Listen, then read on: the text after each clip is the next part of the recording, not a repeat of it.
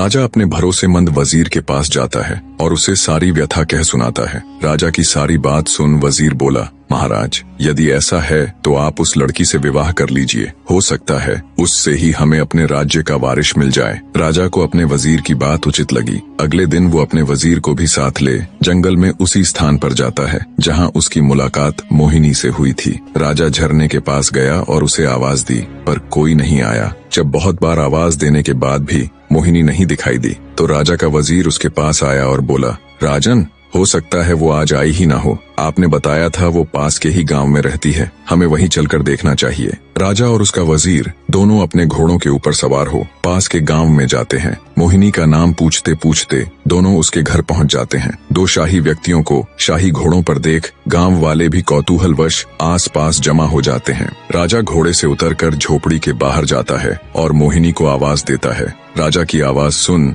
जब मोहिनी रोनी सूरत ले झोपड़ी से बाहर आती है तो उसकी आंखों में आंसू थे। जब राजा ने कारण पूछा तो एक गांव वाले ने बताया, महाशय, इस दुनिया में सिर्फ इनकी माँ ही थी, आज उनका भी स्वर्गवास हो गया। अब बेचारी रोएगी नहीं तो और क्या करेगी। इतना कह गांव वालों ने राजा से उनका परिचय मांगा। आप बताइए, आप लोग कौन हैं? गांव वालों के पूछने पर वजीर ने राजा का परिचय दिया तो पूरे गांव में खलबली मच गई। सभी ने मिलकर राजा का स्वागत किया। गांव के मुखिया से राजा ने कहा, अगर आप लोगों को कोई आपत्ति न हो तो मैं मोहिनी से विवाह करना चाहता हूँ। राजा की बात सुन मुखिया खुश होता हुआ बोला, महाराज, हमारी बेटी राजरानी बनेगी, हमारे तो भाग्य खुल जाएंगे। गांव वालों ने जल्दी जल्दी सारी तैयारी करके राजा और मोहिनी का विवाह करवा दिया। राजा ने अपनी 7वीं पत्नी अर्थात मोहिनी का नया नामकरण किया राजलक्ष्मी। विवाह के पश्चात गांव वालों ने खुशी खुशी राजलक्ष्मी को राजा के साथ विदा कर दिया। राजा अपने वजीर और 7वीं पत्नी राजलक्ष्मी को लेकर राजमहल आ जाता है। जब राजा की पहले की 6 पत्नियों को इसकी खबर लगी तो वे जल भुनकर राख हो गईं। ऊपरी मन से उन्होंने नई रानी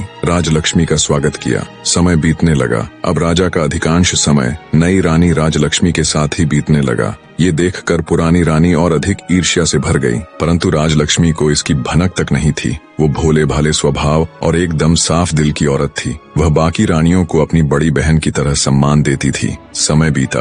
एक दिन रानी राजलक्ष्मी ने राजा को शुभ समाचार दिया कि वो पिता बनने वाले हैं। रानी के मुख से ये बात सुन राजा जयसिंह की खुशी का कोई ठिकाना नहीं रहा। वो खुशी से रानी राजलक्ष्मी को गले लगा लेता है। राजा तुरंत कुल गुरु को बुला उन्हें आदेश देता है कि अब से नित्य प्रति रानी राजलक्ष्मी को धार्मिक और प्रेरक कथाएं सुनाई जाएं। नई रानी के गर्भवती होने का समाचार जल्दी ही पूरे राज्य में फैल गया। चारों तरफ बधाइयों की धूम मची हुई थी। बने रहे।